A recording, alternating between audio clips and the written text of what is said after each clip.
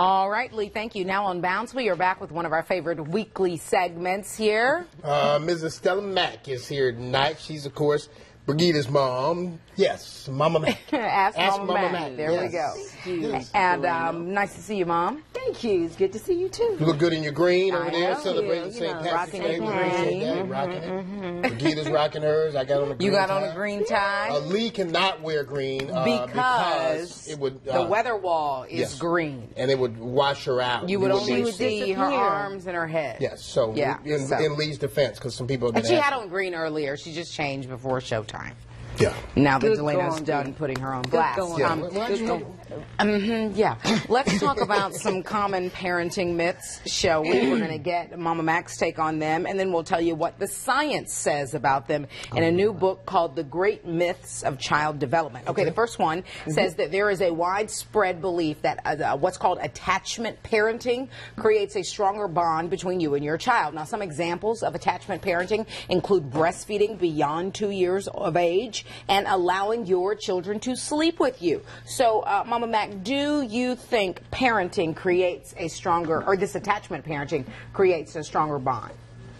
I think it ruins the kid. I really do. It spoils the kid. You know, really and truly. You were breastfed. You turned out all right. You're not attached to me, are you? Okay, good.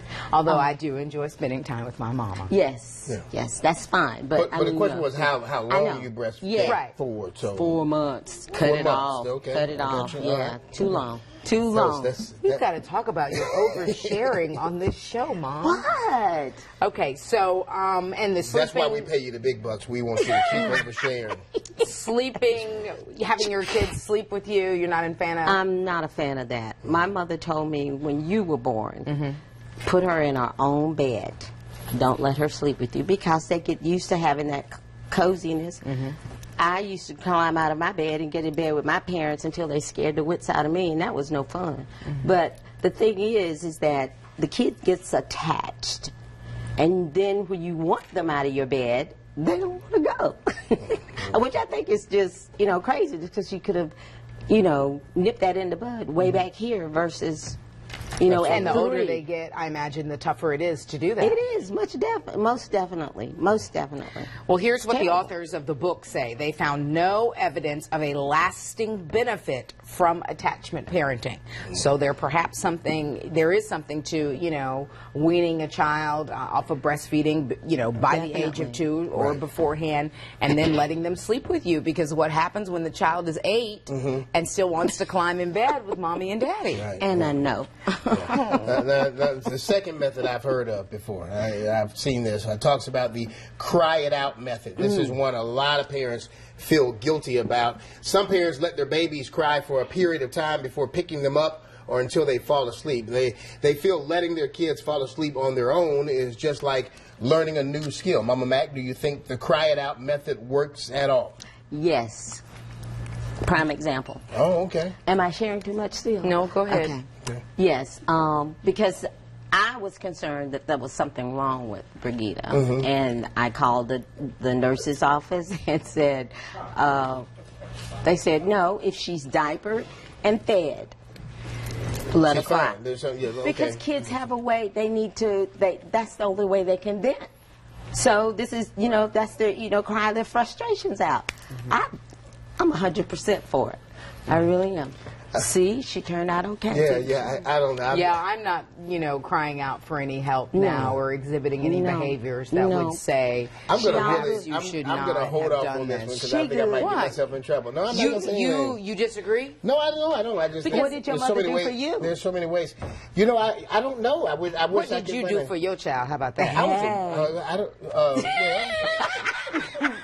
That's that okie doke. What that means is every time little princess cried, Delano picked her up. This conversation was not about me. It was about you two. I'm just saying. This was mama and daughter right here. Kids are very observant, even babies. If they realize that you're going to come running every time. Starting at 6 months, they're on it. They're on it. They know. And I can't imagine how difficult it must be to hear your child crying and to not go into the room or pick them up. But, you're starting something that could be a very difficult habit to break. While we're on this, let me just finish this out, because it turns out there is research that supports this method with no long-term negative effects. Let me get that out of the way. Okay. No long-term negative effects. Oh, wait, let's come back to the camera. Can we come back to the shot, please, so Delano can speak his piece? I think this is another kind of tie into this, because you do see parents sometimes when a kid falls down and hurts himself, some parents go over there and say, "Oh, you okay?" and it makes them cry. If you don't give them that much, you just kind of act like it's okay, and let's get up, and they won't cry.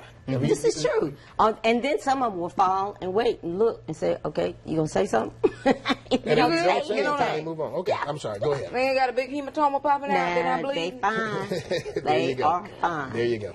All right. We have one more myth to debunk. It is about correcting bad behavior. Some parents use the timeout method. Others use the scared straight programs. If you've seen that reality TV show with the bad kids, and they send them off to a city jail and everything to scare them straight. Out of the two methods, Mama Mack, which do you think is best, or do you have a third option? I think when it gets, beyond the timeout chair, you need to shine some honey, Say what now? Shine the honey. Okay, that means they need to get popped. That's Mama. That's Stella E's for just kind of, I mean, because timeout, like when I see the kids acting up in Target, little Johnny is not concerned about timeout. I don't He's believe in still counting screaming either. his head off for whatever he wants. It's embarrassing. and it's not getting everybody Very involved. embarrassing. It really and is. this counting stuff to 10. Yeah, no. All right. Mama ain't never count. No, we ain't count. We just look. And I think that, I mean, to this day that works. And I'm grown. Mama can stop you with a look. Now, I will talk about my mother. She'll do that, too. Okay. And how old are you? Well, crooked eye. Never you mind. So you just I'm just saying. I said never you mind. The point is, your Mama Little still got it. She sure does. What does the research say about The research shows... Since you blasted me. I mean, it's my turn. You did it to poor Lee. Turnabout's fair play. The research shows that brief timeouts help decrease challenging behaviors in toddlers, and that using scared straight programs actually increase the likelihood of a child committing future crimes. Wow, okay. That's interesting. All right, very interesting. So, want to hit our Sound Off Charlotte topic one last time? Mama Mack, stay right there. We want you to weigh in on this. Parents, of course, upset at one Oregon school that their kids are forced to clean up when they get into trouble instead of detention. Yeah, the school in Portland, Oregon has a community service program, gives kids cleaning tasks to keep them out of detention.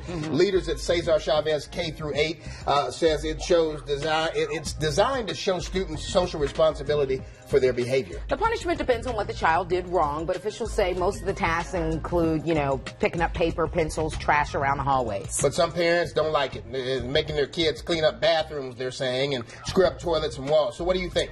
Would you support your child's school giving community service for bad behavior? Mama Mack. Yes, I would. I think that it does teach them responsibility, and I really think that more parents need to implement some sort of program similar to that, so you can have the kid on one accord. Okay, your teacher, like with Trey when he was over on the other side, and we had to bring it back. But anyway, she expressed the importance of reinforcing him when he did the right thing. Right. His consequences. Positive reinforcement. Yes, definitely positive reinforcement. And if you make a bad choice, you suffer the consequences. Yes. And you had to do the work. So there you go. And even the community service should give you a good feeling as the kids go on and realize I'm doing something that's actually. I really would recommend taking them to the nursing home and let them, talk to the clients there, or the patients, or whatever you call it, and have a one-on-one. I mean, seniors are so full of wisdom, Yes, that's to a talk good to your point. kids. I think it's a great place. Mama Mack, always a pleasure. Thank you. Looking good in your green. All right. Thank you. And your tie is lovely, Thank too. you very much. We'll be back with more on WBTV News on Bounce. Stay right there.